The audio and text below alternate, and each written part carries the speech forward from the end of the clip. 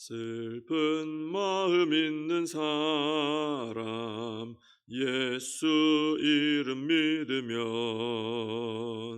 영원토록 변함없는 기쁜 마음 얻으리. 예수의 이름은 세상의 소망이요, 예수의 이름은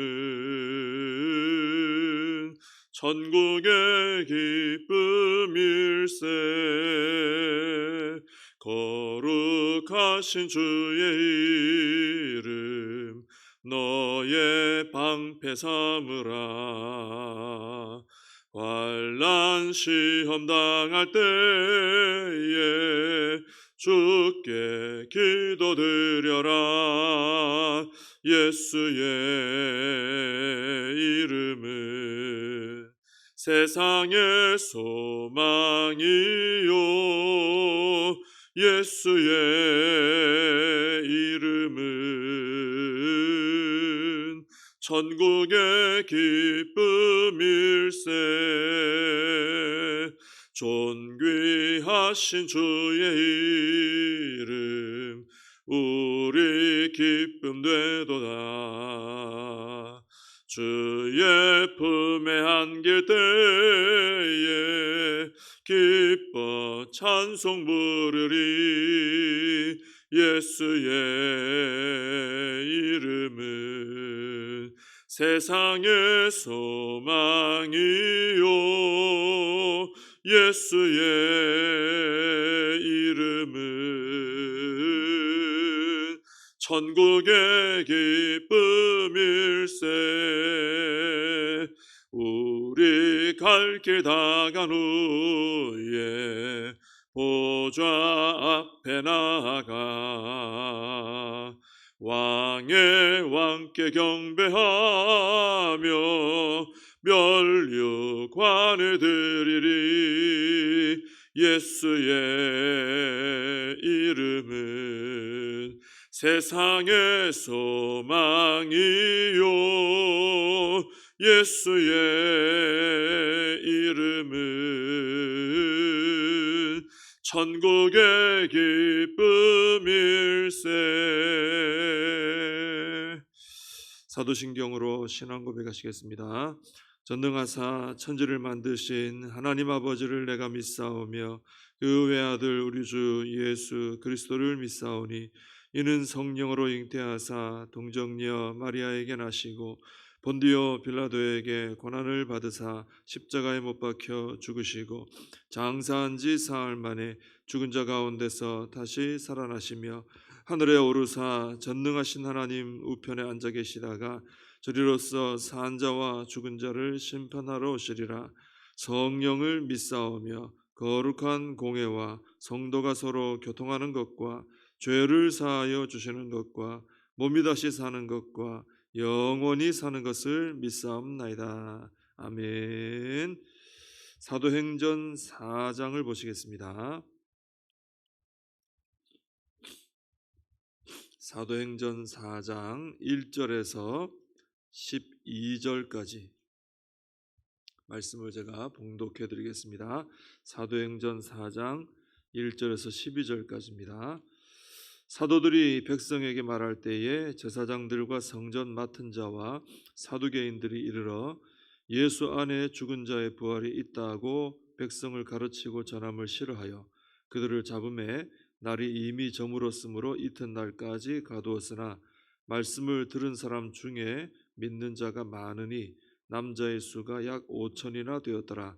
이튿날 관리들과 장로들과 서기관들이 예루살렘에 모였는데 대제사장 안나스와 가야바와 요한과 알렉산더와 및 대제사장의 문중이 다 참여하여 사도들을 가운데 세우고 묻되 너희가 무슨 권세와 누구의 이름으로 이 일을 행하였느냐. 이에 베드로가 성령이 충만하여 이르되 백성의 관리들과 장로들아, 만일 병자에게 행한 착한 일에 대하여 이 사람이 어떻게 구원을 받았느냐고 오늘 우리에게 질문한다면 너희와 모든 이스라엘 백성들은 알라. 너희가 십자가에 못 박고 하나님이 죽은 자 가운데서 살리신 나사렛 예수 그리스도의 이름으로 이 사람이 건강하게 되어 너희 앞에 섰느니라. 이 예수는 너희 건축자들의 버린 돌로서 집 모퉁이의 머릿돌이 되었느니라. 다른 이로서는 구원을 받을 수 없나니 천하 사람 중에 구원을 받을 만한 다른 이름을 우리에게 주신 일이 없음이라 하였더라. 아멘. 기도해 주신 덕분에 임원 총대 수양회는 은혜 가운데 잘 다녀왔습니다. 감사를 드립니다. 오늘 이제 말씀 보시면은 이제 베드로와 요한 사도가 이제 성전 미문에 앉아 구걸하던 사람 이렇게 세웠죠. 그 사건이 쭉 이어지고 있는 겁니다. 지금 이어지는데 그 후에 이제 베드로 사도가 또 설교를 했어요. 처음에 오순절 성령 강림 후에 설교했고 또 설교를 여기서 또 합니다. 자, 그런데 그때 이제 이 제사장들하고 이제 성전 맡은 자 사두개인들이 도착했다 그랬습니다. 이 성전 맡은 자는 이제 성전의 경비대 대장을 말하는 것입니다. 이 사람들이 이제 와가지고 예수 안에 죽은 자의 부활이 있다고 백성을 가르치고 전하는 것, 이것을 싫어하는 사람들인데 이 사람들이 와가지고 이제 베드로와 요한 사도를 잡았어요. 자기들이 싫어하는 부활을 자꾸 전하니까 잡아 가뒀습니다. 이제 날이 저물고 하니까 이튿날에 이 신문하자 그러고 이제 가둬놓은 거죠. 자, 그런데 4절에 보면은 이날에 말씀을 들은 사람 중에 믿는 자가 남자만 약 5천이나 되었다 그랬어요. 엄청나죠? 얼마 전에 베드로가 이제 성령 받고 오순절 성령님이 임하시고 첫 설교를 했을 때 그날에 신도의 수가 3천이나 더했다 그랬거든요. 근데 이번에는 5천이에요. 한 번 설교하니까 3,000명, 또 한 번 설교하니까 5,000명. 이건 아주 성령님의 강력한 역사죠. 성령님께서 아주 강력하게 역사하니까 뭐 사람의 힘으로 되겠습니까? 여러분 뭐 사람 여러 사람이 있는데 그 중에 내가 뭐 말한다고 한 사람이나 잘 설득이 되겠어요? 참 쉽지 않거든요. 근데 이 성령님이 역사하니까 뭐 거의 불가능한 일입니다. 한 번 말했는데 3,000명, 5,000명이 돌아온다는 게 쉽지 않거든요. 성령님의 역사로 일어나는 구원의 역사인 거죠.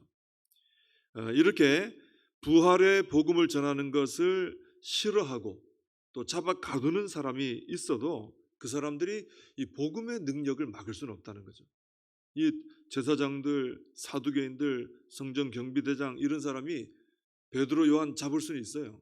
근데 그들이 전한 복음은 막을 수가 없다는 겁니다. 그리고 성령님의 역사는 막을 길이 없다라는 것입니다. 그래서 우리는 복음을 전하다가 내가 뭐 어떤 제지를 당하고 내가 어떤 손해를 입고 내가 고난을 받고 이거를 너무 생각하지 않아야 된다라는 거죠. 내가 그렇게 환난 당하고 저주를 당하고 뭐 여러 가지 방해를 받는다 할지라도 내가 복음 전해놓은 거, 그죠? 복음을 전해놓으면 그 복음 전해진 복음을 성령님이 가지고 역사하시면 생명의 역사가 일어난다는 것입니다.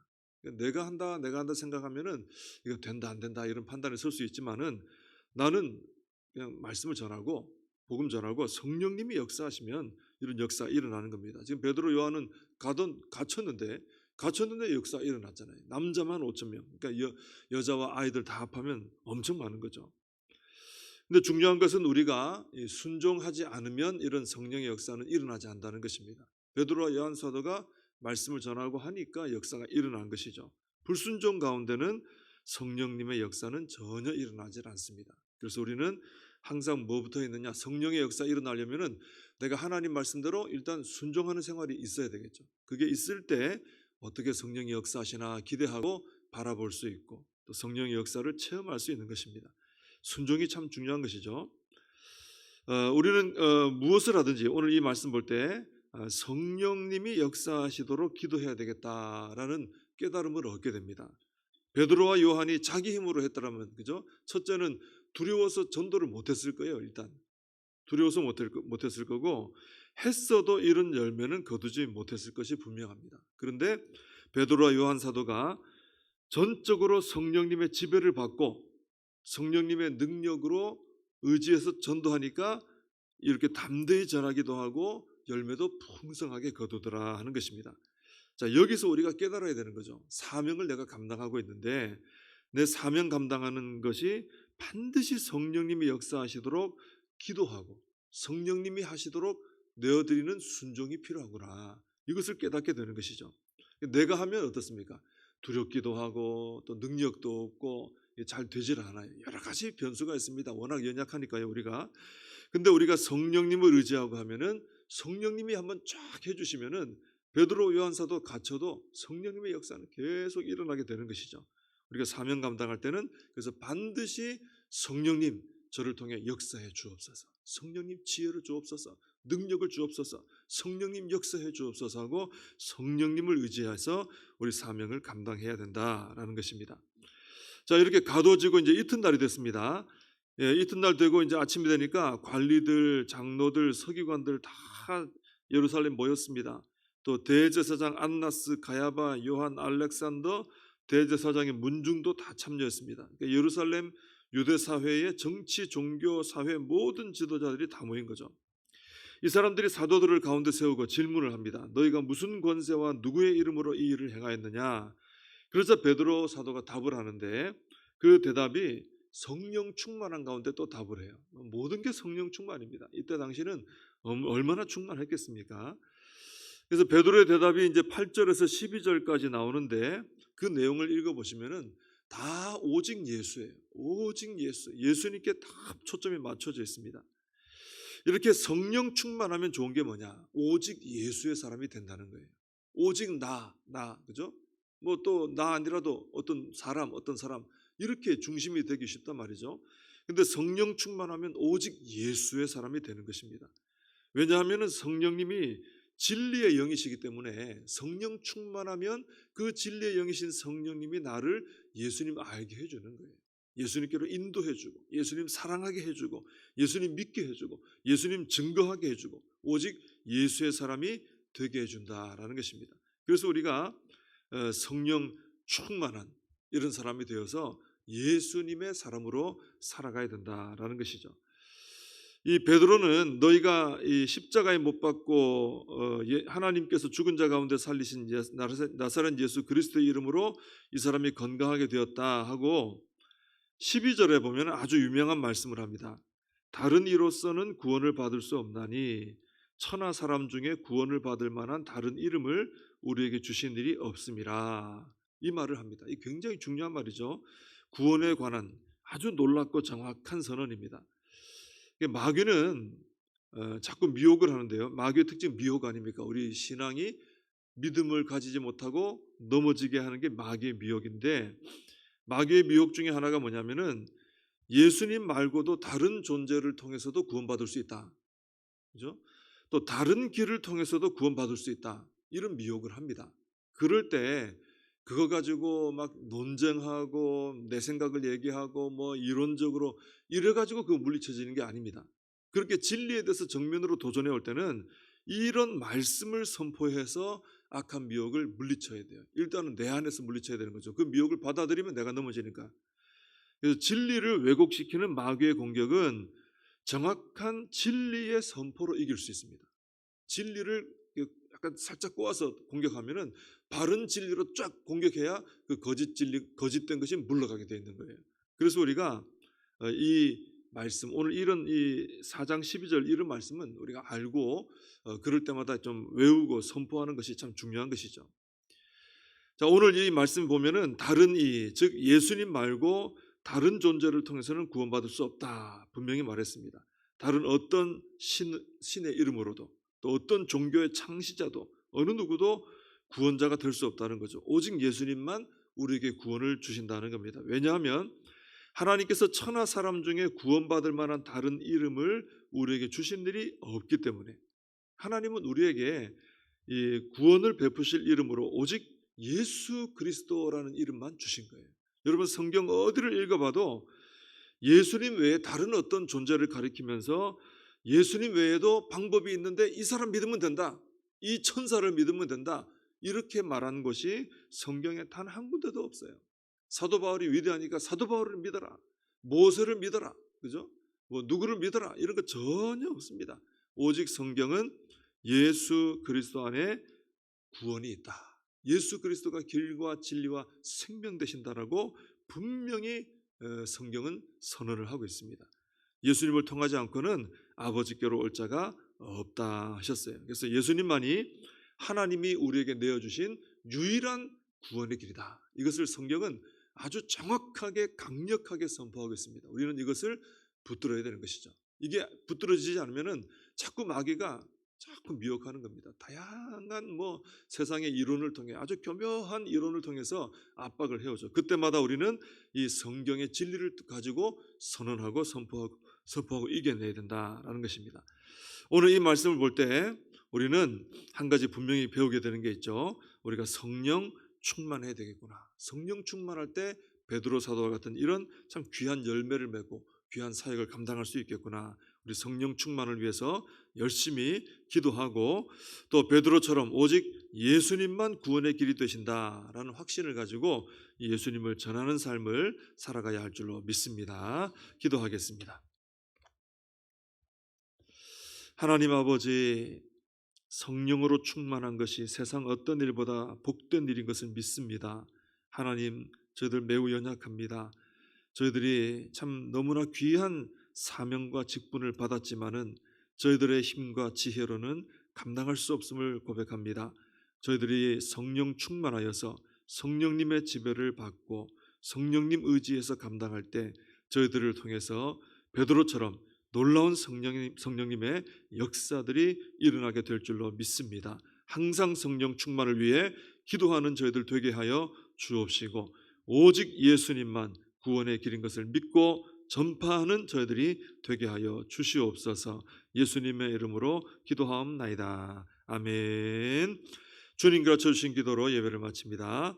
하늘에 계신 우리 아버지여, 이름이 거룩히 여김을 받으시오며 나라의 임하옵시며 뜻이 하늘에서 이룬 것 같이 땅에서도 이루어지이다. 오늘날 우리에게 일용할 양식을 주옵시고 우리가 우리에게 죄진 자를 사하여 준 것 같이 우리 죄를 사하여 주옵시고 우리를 시험에 들게 하지 마옵시고 다만 악에서 구하옵소서. 대개 나라와 권세와 영광이 아버지께 영원히 있사옵나이다. 아멘. 오늘 말씀 붙들고 함께 기도하시고 이 나라와 민족을 위하여 우리 교회와 다음 세대 우리 사명 붙들고 함께 기도하겠습니다.